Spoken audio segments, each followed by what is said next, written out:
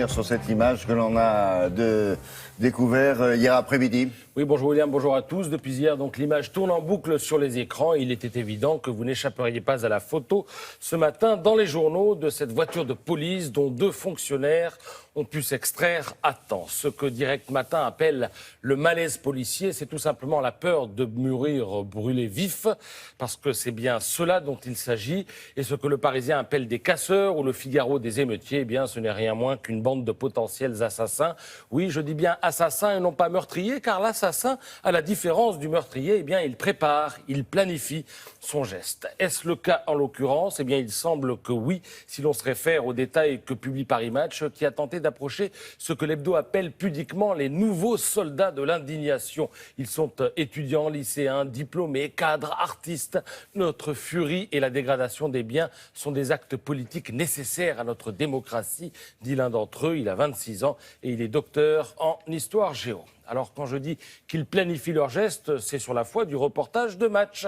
Extrait de ce reportage. Les règles de base sont toujours les mêmes. Il faut arriver seul, détruire les caméras de surveillance, dépaver les rues, apprendre par cœur le numéro de téléphone d'un avocat ou se l'écrire sur l'avant-bras. Il est aussi recommandé de se mettre dos au vent, de porter un foulard, d'avoir une bouteille d'eau minérale avec un bouchon sport, c'est-à-dire qu'on peut l'ouvrir d'une seule main, et d'éviter les crèmes sur le visage, car les particules toxiques présentes dans le gaz lacrymogène s'incrustent moins quand la peau est sèche. Bref, toute cette scénographie, chorégraphie, appelez ça comme vous voudrez, a failli coûter la vie à 2 policiers hier. Je rappelle que devant la voiture calcinée, une main aussi courageuse qu'anonyme a déposé une pancarte sur laquelle on pouvait lire « poulet rôti », ce qui ne laisse aucun doute, en fait, sur la préméditation. Alors face à cela, que faire? Eh bien, le Figaro, qui estime que le gouvernement cherche toujours la riposte, pose la question avec insistance et apporte quelques éléments de réponse. Il faut savoir qu'hier, après l'affaire de la voiture calcinée, 4 personnes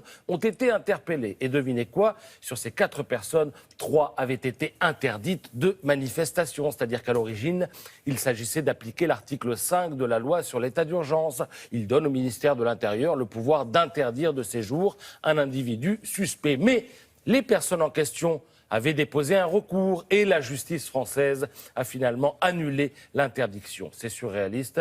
Le Figaro parle dans ce cas de l'application possible de l'article 6. Il s'agit de l'assignation à résidence. Cet article a beaucoup servi pendant la COP 21. On a assigné à résidence pas mal de personnes, mais curieusement, le ministère de l'Intérieur semble désormais timide dans l'application de cette mesure. C'est ce que vous pourrez lire ce matin dans Le Figaro. Donc pour résumer la journée, je dirais que les tueurs sont parmi nous. Ils sont aussi en Syrie, où la Croix titre sur la détresse des chrétiens. Et ils sont aussi dans le monde de l'entreprise. Je vous conseille ce matin la lecture du Parisien. Vous ferez connaissance avec ce monsieur qui déstabilise les entreprises pour les racheter lorsque les actions ne coûtent pas cher.